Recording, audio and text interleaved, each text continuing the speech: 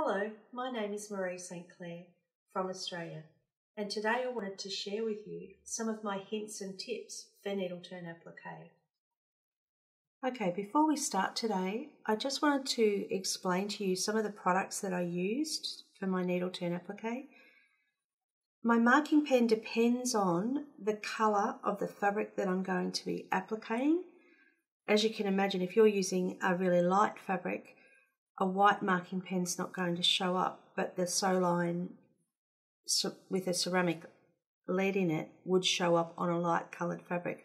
Likewise, this is just a normal mechanical pencil, and I like to use a lead that's about 0.7 or 0.9. It just is a slightly stronger lead, so it's not going to snap on you all the time. But for today's project, I've used the Clover white marking pen. This is a ink pen that dries white on your fabric. The only caution I will give you is that you can't press your applique till you finish, because you will lose your marked line because it disappears with an iron. The other thing we have is thread. Now I use a 50 weight cotton thread to applique with. I have used silk as well, but at the moment the preference is for the 50 weight cotton, and I normally buy this on a spool, but for the purposes of travel I bought a bobbin box and some bobbins, and I've wound my colours onto the bobbins so that I've got a big selection but in a small quantity, so that it's much easier to travel with. It's really good to have a really good pair of scissors with a really fine point that's going to cut right to the point of those scissors. I like to use a milliner's needle. These are called applique longs, but very similar to a milliner's needle, and these are a size 9. You just need to find a needle that is comfortable in your hand. I like the length of these, but you might want a shorter needle, which in that case would be a 10 or a 12. Now, when I'm using my applique, or I like to work without pins, so I use this Roxanne's Glue Based It. You only need a very small amount of it to attach your applique to your background, but I'll show you that as we go through. And then I just use a very simple thimble. Okay, now before we get started, there's a couple of methods of marking your applique onto your fabric. I use a lot of them. One method of getting your applique design onto your applique fabric is to use a light box. For the purposes of the video, I haven't turned this on because it would distort the video, but basically you would lay your fabric over the top of the piece that you want to trace, which for me is this collar on the flower, this one here, E.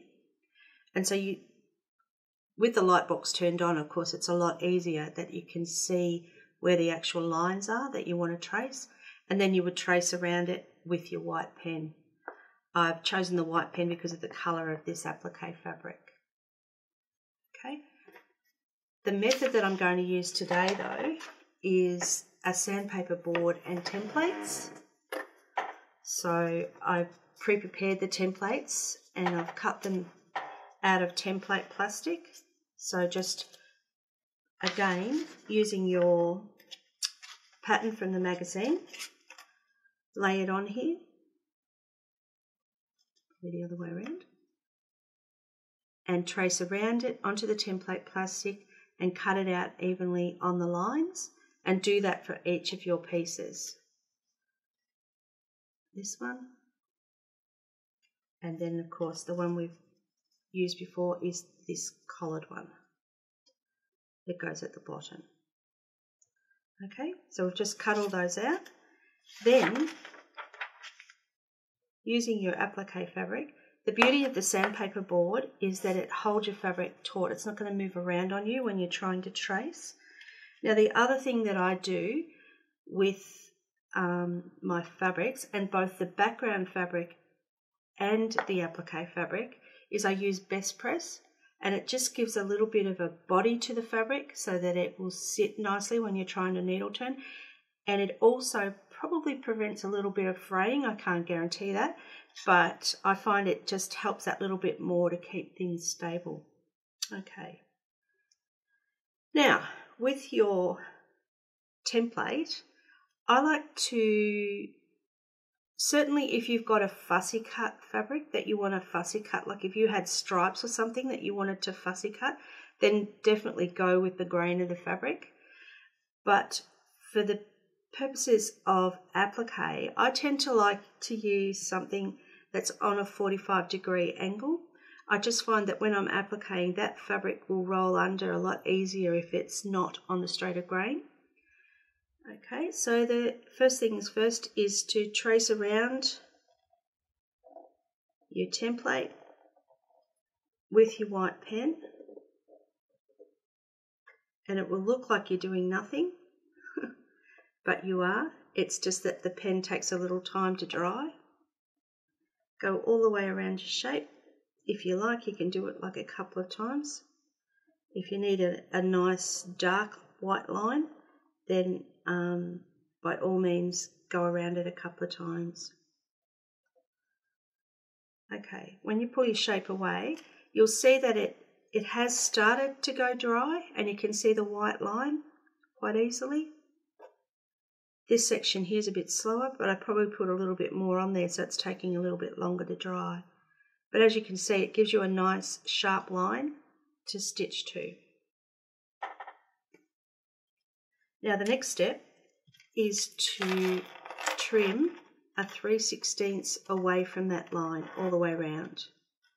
You don't have to get a ruler out, but once you've done this a few times, you'll get the idea of what a 3/16 is. And if you get slightly narrow in spots, don't panic. Now, because we're going to be stitching into this curve, we will nick this seam allowance to come into that curve to stitch it, but I don't do it until I get to it when I'm stitching. Otherwise, and then there's less chance of it fraying on you.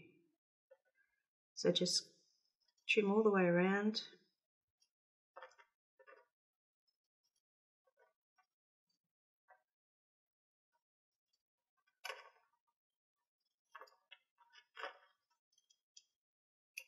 Okay, so there's your shape cut out, and as you can see, your white line is quite visible now, so it's easy to see to stitch. Now, once you've got all your pieces done, and of course I prepared this one earlier,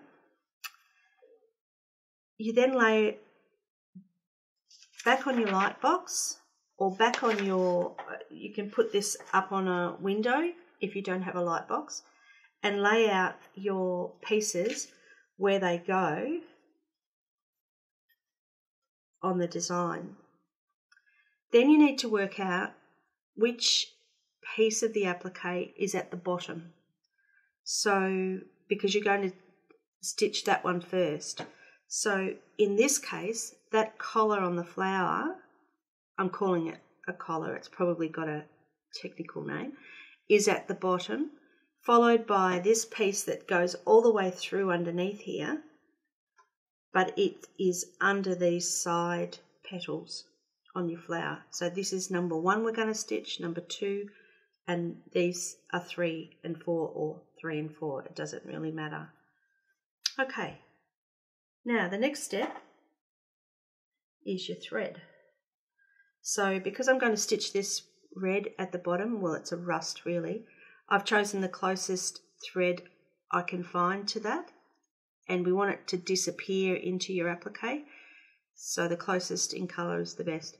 I use the quilter's knot to knot my thread, so basically I only use about 18 inches of thread. Thread your needle, and then take your needle and wrap it around that end of the thread about 3 or 4 times. Hold that between your index finger and your thumb and pull the needle through. and you get a nice knot on the end, usually. There we go. And then I'll just trim away the excess. Okay, now we're going to start stitching right in underneath here. So this is all going to eventually get covered by this piece, but we're going to start right back in underneath here and then come out and around all the way around these shapes. So this is going to be a good lesson in coming into a concave curve, and then we'll do the rounds as well. Okay, so we might stop the video here and then I'll reposition it so that you can see me actually stitching. Okay, before I go any further, I'll just explain to you, I've just put a little bit of glue on these pieces to hold them on the background. Now, on this piece, there's just 3 dots. On this one, there's probably a dot there, and I've put a dot on each of these just to hold them. I've purposely left this one so I could show you just how much you use or don't use. It's just the tiniest little dob of glue, and you leave that sit there like that. You know, it would set quicker with an iron, but of course you can't put an iron on this because of the white pen. Now, as I said before, we're going to start stitching this piece as our first applique down, and you put your needle through from the back into your line that you've drawn on the front. Now, the reason I've done that is that the knot will then end up inside underneath the applique. Now, with your needle point, just grab the seam allowance and sweep that seam allowance under until you get your white line just on the fold on the edge. Hold it with your thumb. Take a stitch, put the needle through the background fabric immediately beside where this thread has come out. So see where that thread's come out? Put the needle straight back in there into the background. Go across about slightly less than 1/8 of an inch and come back up through the background and then up through the fold of your fabric. So right on the edge of the fabric, you're just catching it on the fold, or even you're catching it into the seam allowance that's on the back.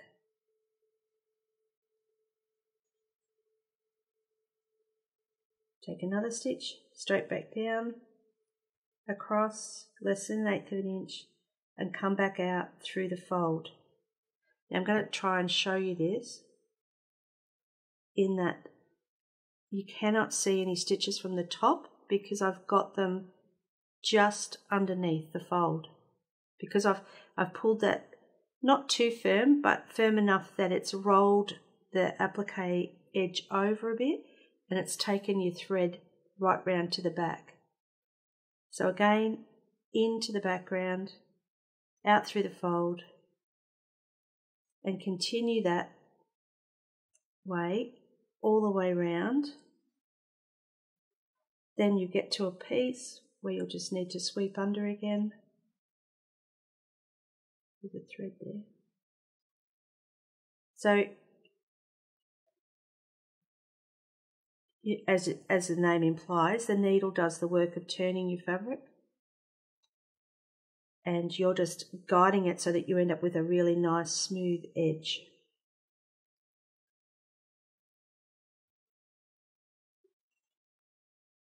Okay, and then on the back, you just get nice short little stitches. Now I'm going to stop the video there and I'm going to stitch all the way around here to that concave, and then I'm going to show you how to split it to get it to roll under nice and evenly. Okay, so as you can see, I've stitched all the way around here to within about 3/8 of where that, 3/8 of an inch, sorry, of where that concave is. I'll just anchor my needle there so I don't lose it. Now what we need to do is slit the seam allowance here to allow it to roll under, and on a curve like that, which is fairly sharp, I would slit it 3 times. So I slit once perpendicular to it, and I stop about 2 threads from the actual line. You probably can't see that there, but I haven't gone quite all the way to the line. And then again, I would slit it back here, and I would slit it here. And that just allows it to roll under as we go. Now, with your needle, you're just going to pick up sections of this now, because it's been split, and roll it under. Again, just tweaking it a little bit with the needle. You probably can't see that very well because of my thumb, but I'm going to just concentrate on stitching this section first, not worried about the concave at the moment. Just getting the curve coming round to it nice and even. So just tweak it with the needle, take your stitches. Take your time doing this, because the more time you take, the better you'll be. And you really want to get it in 1 or 2 goes if you can, because otherwise your fabric's going to start to fray and it's going to make it even harder. Now, with this point, I tend to take that whole lot and put it under, so that your point of your concave is rolled under to a certain extent, and it's just sitting there, and just hold it with your thumb. Keep stitching. You can just, I don't know whether you can see it, but you can just see the white of where the point of the concave is. But because you've got those 2 threads that you didn't cut, it'll roll under for you. Keep taking stitches. And I always do a couple of stitches where that actual concave is. Okay, slightly turn your work. Lost the needle.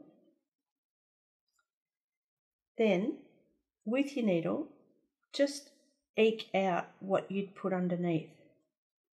So bring it back out again. And then roll this section underneath.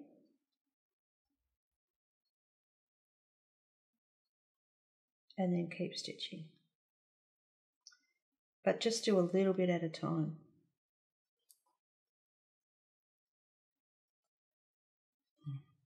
And you get a knot.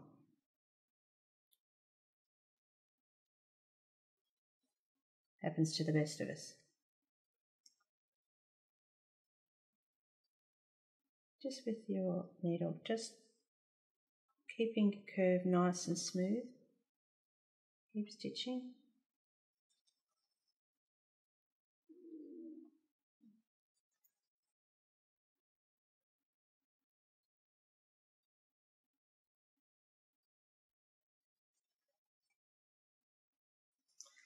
Now, what I probably didn't say before is that you're pulling your thread firm enough that it's sucking it down underneath, so you're not seeing thread at the edge here, but not so much that you're going to pucker the edge of your applique. Okay, so that's that one done. I'm going to now stitch around that, and then I'm going to come back and I'm going to show you how to do a point on the end here. So by the power of pausing the video, I've managed to do all of the applique on this piece except for this section on the petal, and I wanted to show you how to turn a point at this corner. So I'll just continue stitching. This is another concave that I've been working on around this corner here. I'll just keep stitching up to the point.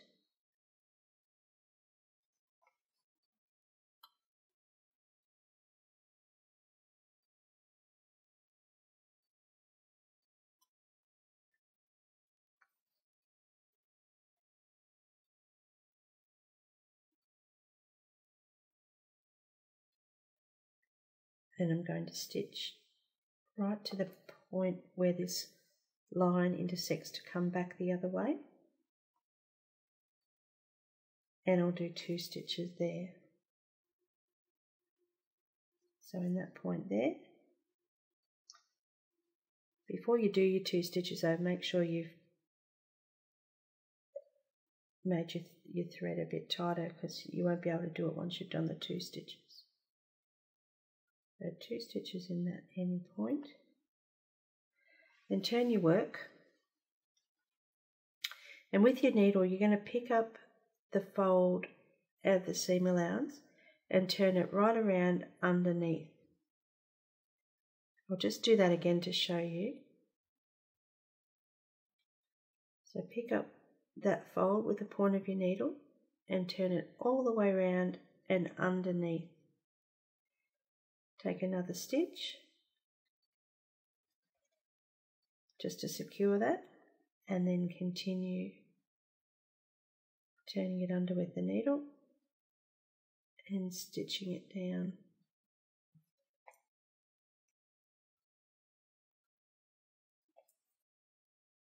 Now I'm just going to finish this, and then I'll come back and show you how I press the work.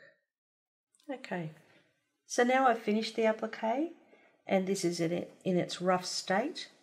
Now it would be tempting to press it from this side, but I don't. I turn it over and I press it from the back. Now I should say that what I'm pressing on is a piece of about 9mm ply, which I believe is about 3/8 of an inch.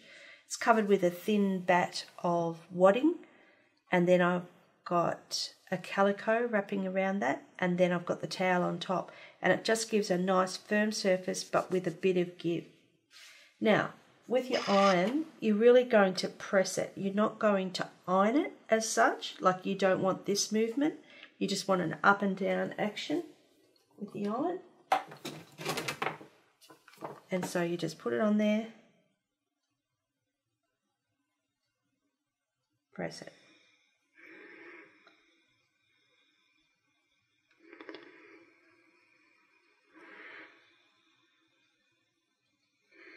If you were to iron the back of the applique, what happens is your applique gets pushed sideways, and you're really hard to get that out once you've pushed it over the edge.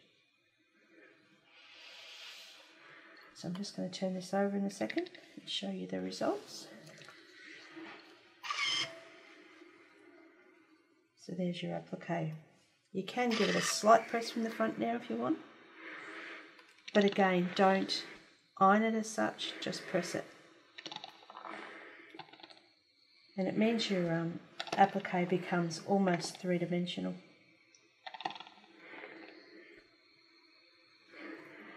Okay, there it is completed. Thank you for listening.